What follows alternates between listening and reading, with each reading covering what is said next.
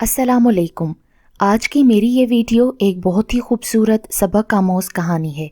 इससे पहले मेरे YouTube channel Urdu centre plus को सब्सक्राइब करके बेल नोटिफिकेशन को ऑन कर दें ताकि आप आने वाली मेरी तमाम चैनल अपडेट से आगाह रहें।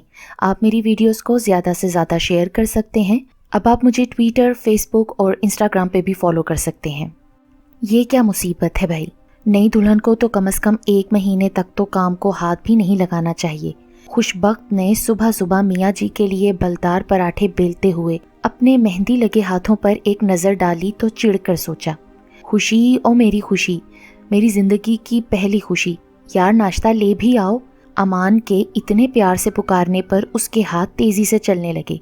खुशबख्त ने ऑमलेट प्लेट में निकाला और चाय के 2 कप ट्रे में रखे और बेजार चेहरे पर मुस्कुराहट का निकाब ओढ़कर बाहर निकल गई।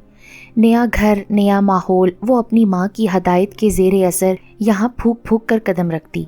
अपने चेहरे पर हमा वक्त नर्म सा तासुर तारी किए ज़्यादा बोलने की जगह सोचती रहती।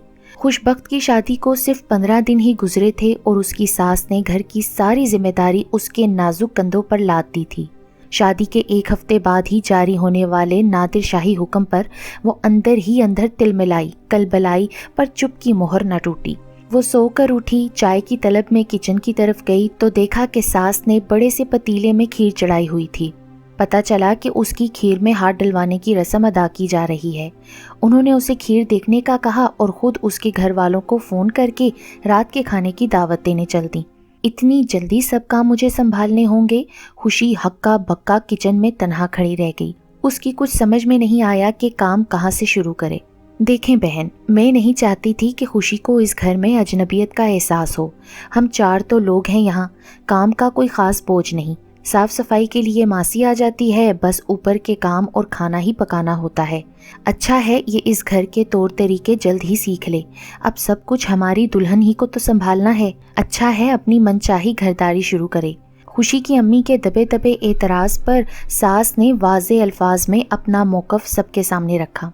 आंटी कहती तो आप ठीक हैं, अगर सारी सासें आपकी तरह सोचें तो रोज़ रोज़ की किलकिल से जान छूट जाए और घरों में सुकून हो जाए। खुशबख्त की भाभी ने अपनी सास को तिरछी निगाहों से देखते हुए बज़ाहिर मुस्कुराकर कहा, हाँ बहन, आपकी बात 100% दुरुस्त है। कुछ बहुओं को तो घर के मामलात संभालने में काफ़ी अरसा लग जाता है। अगर उनके हाथ में सारा खर्चा दे दिया जाए तो वो 2 दिन ही खा पी कर बैठ जाएं, फिर बाकी महीना घर वाले क्या धूल फांकेंगे। वैसे भी मैं ये दावा नहीं करती कि मेरी खुशी एकदम परफेक्ट है, लेकिन मैंने उसकी तरबियत ऐसी सख्त की है कि वो हमेशा अपने से बड़ों का एहतराम करेगी। आपको इंशाल्लाह उसकी तरफ से कोई शिकायत का मौका नहीं मिलेगा। खुशी की अम्मी बहू के तंज पर तिलमिला उठी। उसे सुनाने के साथ साथ बेटी का दिफा भी किया। भाई, मैं तो अपनी बहू के मामलात में बिला वजह टांग उड़ाने की ख्वाहिशमंद नहीं। दुल्हन स्याह करे या सफ़ेद, अब ये उनका घर है। अपना समझें तो नफ़ा, वरना नुकसान उठाएंगी। खुशी की सास मुस्कुराकर मेहमानों को जूस पेश करती हुई खुशी को देखते हुए सुकून से बोली, इस दौर में ऐसी सास जो अपनी सल्तनत बहू को देने में लम्हे भर ना सोचें, कमाल हो गया भाई। खुशी की भाभी ने बोला, अरे नहीं भाई, इसका क्रेडिट खुशी को भी जाता है। हमारी दुल्हन बहुत समझदार और मासूम है, हमें उसने कभी शिकायत का मौका ही नहीं दिया।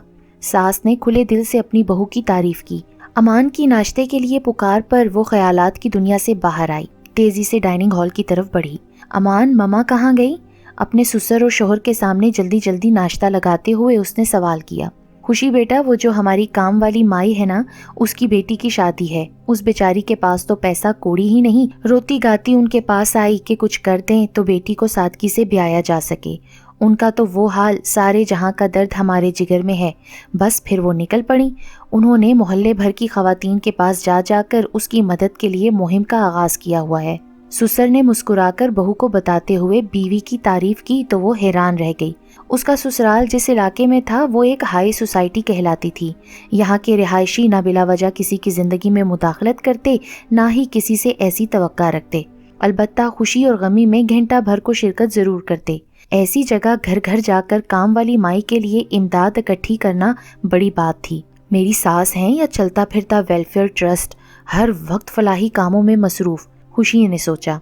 वैसे तो उसकी सास हमेशा ससुर जी को नाश्ता कराकर अपने कामों के लिए बाहर निकलती, लेकिन आज शायद उन्हें जल्दी जाना था, इसीलिए खुशी को उनका नाश्ता भी तैयार करना पड़ा। امان نے غیر ملکی بینک میں وی پی کے عہدے پر فائز تھا، اچھی تنخواہ کے ساتھ مراد ملی ہوئی تھیں، خوش بخت شادی کے بعد بہت خوش تھی۔ اسے امان بہت چاہنے والا، نرم مزاج اور حساس طبیعت کا انسان لگا۔ یہ اور بات ہے کہ وہ شوہر سے ابھی بھی بے تکلف نہ ہو پائی تھی، جبکہ امان کی بے تکلفی لگتا تھا وہ اس کی بہت پرانی ساتھی ہو۔ سسر بھی اپنی بہو کو اپنی بیٹی سے کم نہ جانتے تھے، جب بھی آفس سے واپس آتے اس کے لیے ایک مزیدار سی چاکلیٹ لاتے۔ بظاہر زندگی میں سکون ہی سکون تھا۔ ادھر ماں بھی اپنی بیٹی کی اونچی قسمت پر اسے سسرال والوں سے بنا کر رکھنے کی تلقین کرتیں، کیونکہ ان کو اپنی بہو کے معاملے میں کچھ اچھا تجربہ نہ ہو سکا تھا۔ خوشی کی بھابھی انتہائی منہ پھٹ اور فضول خرچ لڑکی نکلی۔ خوشی کی ماں بھی غصے میں کم نہ تھیں، یوں آئے دن دنگا فساد شروع ہو جاتے تھے، اور اس کا بھائی تو ماں اور بیوی کے بیچ میں پھنس کر رہ گیا تھا، کس کی سنے کس کی نہ سنے۔ نہ تو اس کو بیوی کی آنکھ میں آئے آنسو برداشت ہوتے تھے اور نہ ہی ماں کا دل دکھا کر وہ سکون سے سو پاتا تھا۔ اسی لیے خوشی کے بھائی نے مجبور ہو کر گھر سے زیادہ وقت باہر گزارنا شروع کر دیا۔ خوشی کو اپنے سسرال میں تو کوئی مسئلہ نہ تھا، مگر میکے سے ملنے والی ایسی اطلاعات اسے ڈرا دیتی تھیں، اسی لیے خوشی کوئی بھی اعتراض کیے بغیر گھر کے کاموں میں الجھی رہتی تھی۔ یہ حقیقت تھی کہ اگر وہ سسرال میں کسی کو مکمل طور پر سمجھ نہ پائی تھی تو وہ اس کی ساس کی شخصیت تھی۔ کبھی کبھی وہ اسے بہت اچھی لگتی، کبھی ان کی محبت ڈرامہ دکھائی دیتی، وہ کنفیوز ہو جاتی۔ یوں خوشی دل ہی دل میں ان کی اچھائی یا برائی کی جانچ کرنے پر تل گئی۔ او میرے اللہ! جلنے کی مہک سے خوشی کی آنکھ کھلی تو وہ کچن کی طرف دوڑی۔ ساس کو قیمے کی پتیلی میں چمچ چلاتے دیکھا۔ آج تو خیر نہیں، ماما یقیناً غصہ کریں گی۔ دل ہی دل میں خوف زدہ ہو گئی۔ خوشی بیٹا، میں نے قیمے میں تھوڑا سا دودھ ڈالا ہے، اس سے جلنے کی مہک نکل جائے گی۔ اصل میں امان کو جلا ہوا سالن بالکل پسند نہیں۔ کچھ آلو جو جل گئے تھے انہیں اس میں سے نکال کر دوسرے آلو ابال کر میں نے ڈال دیے ہیں، 5 منٹ دم پر رکھا ہے۔ اب تم خود دیکھ لینا، میں نے کسی جاننے والے کے بیٹے کا اسکول میں ایڈمیشن کروانے جانا ہے۔ ساس تو اس سے یوں مخاطب تھیں جیسے یہ کوئی معمول کی بات ہو، ساتھ ساتھ ان کے ہاتھ تیزی سے بھی چل رہے تھے۔ ساس کی یہ ساری باتیں سن کر وہ تو حیران ہو رہی تھی، جبکہ وہ یہ سوچ رہی تھی کہ آج تو ساس بہو میں خوب جھگڑا ہوگا، لیکن ساس کے ماتھے پر تو ایک بل بھی نہ آیا۔ وہ ہونٹ بھینچے ان کے منہ سے سب باتیں سنتی رہی۔ کیا ساس بھی ایسی ہوتی ہے؟ اس کی ماں بھی تو اس کی چھوٹی چھوٹی غلطیوں کی یوں ہی پردہ داری کرتی تھی۔ مما بھی تو ماں ہی ہیں، پہلے امان کی اب میری۔ وہ مما اصل میں شام کے لیے میں آلو قیمہ چڑھا کر لیٹی تو جانے کیسی آنکھ لگ گئی۔ خوشی نے اپنی صفائی پیش کرنی چاہی۔ کوئی بات نہیں، کبھی کبھی ہو جاتا ہے۔ انہوں نے اس کے کاندھے پر اپنا ہاتھ نرمی سے رکھ کر تسلی دی اور باہر نکل گئیں۔ 2 دن کے بعد خوشی اپنی ساس سے کہنے لگی، مما وہ میں امی کے گھر جانا چاہ رہی تھی، حالانکہ وہ 4 روز قبل ہی اپنے میکے سے لوٹی تھی۔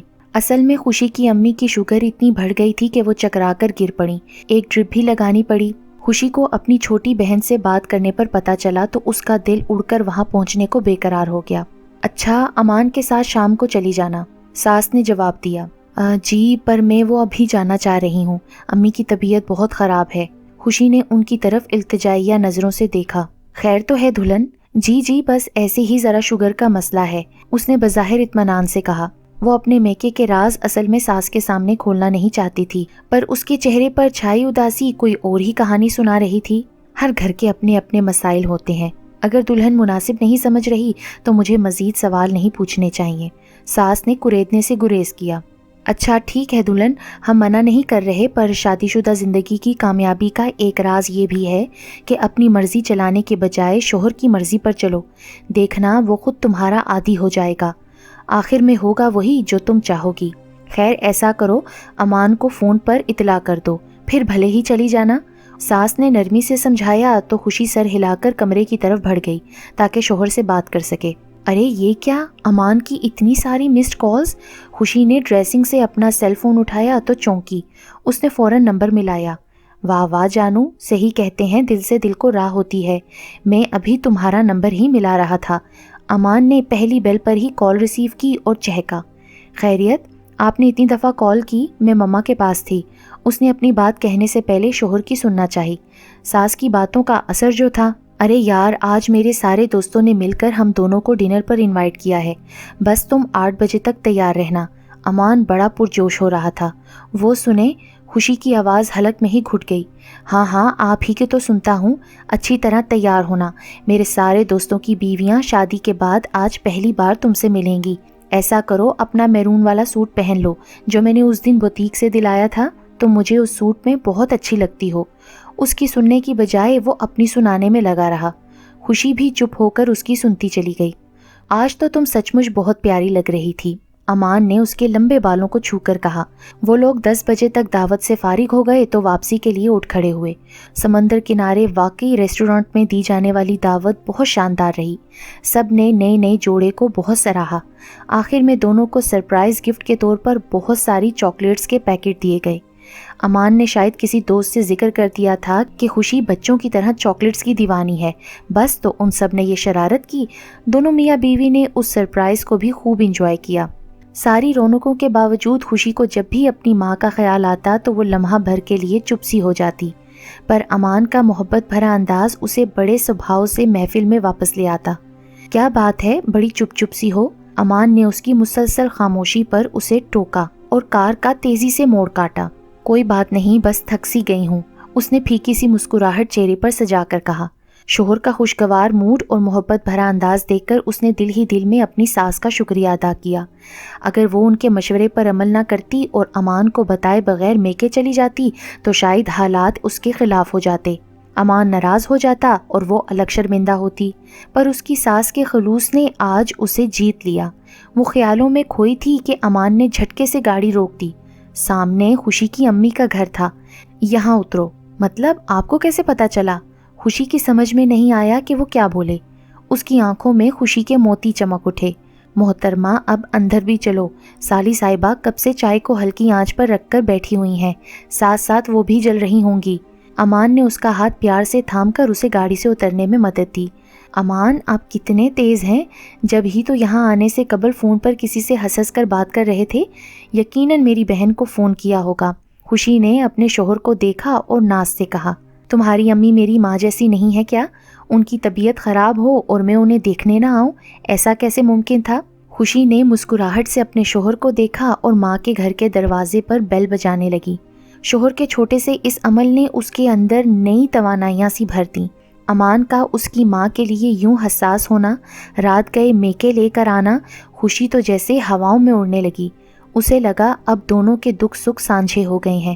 امان صاحب اپنی ساس کو سختی سے صحت کا خیال رکھنے کی تاکید کر رہے تھے اور ساس سر جھکائے داماد کی پیار بھری ڈانٹ سنتے ہوئے مسکرا رہی تھیں، اور خوشی کی نگاہیں ان دونوں پر سے ہٹ نہیں رہی تھیں۔ یا اللہ تیرا شکر ہے۔ تہجد کی نماز ادا کر کے خوشی کی ساس جائے نماز طے کر رہی تھیں کہ ان کی نگاہیں بے ساختہ امان کے کمرے کی طرف اٹھ گئیں اور وہ اپنے بیٹے کے کمرے کو دیکھ کر مسکرا پڑیں۔ جو لوگ دوسروں کی زندگیوں کے لیے باعث راحت ہوتے ہیں ان کی زندگی بھی سکون سے معمور رہتی ہے۔ خوشی کی ساس نے زندگی میں ایک بات سیکھی تھی کہ اگر شادی شدہ بیٹے کو ہمیشہ کے لیے اپنا بنانا ہو تو پہلے بہو کو خوش دلی سے اپنا لو، بیٹا خود بخود آپ کا ہو جائے گا، ورنہ بہو اور ساس کے بیچ جاری چپکلش کبھی کبھی اتنی خطرناک ہو جاتی ہے کہ یا تو مائیں اپنے بیٹوں کو کھو دیتی ہیں یا بیویاں اپنے شوہروں کے دلوں سے اتر جاتی ہیں۔ یہ وہ رشتے ہیں جو ایک دوسرے سے الگ نہیں ہو سکتے۔ جب جینا مرنا ایک ہو تو کیوں نہ دکھ سے مرنے کی جگہ خوشی سے جی لیا جائے۔ خوشی کے ساس کے خلوص نے آج نہ صرف ان کی بہو کا دل جیت لیا بلکہ بیٹے کے دل میں ان کا مان مرتبہ اور بڑھ گیا۔ اپنے گھر کے اچھے ماحول کے لیے انہوں نے سب سے پہلے اپنی ذات سے جنگ کی، رشک و حسد کے جذبے سے دامن چھڑایا، یوں کچھ ہارے بغیر سب کچھ جیت گئیں۔ وہ اب ایک فاتح کی طرح سر اٹھا کر اپنے کمرے کی طرف جائے نماز کو سائڈ پہ رکھتی ہوئی بڑھ گئیں۔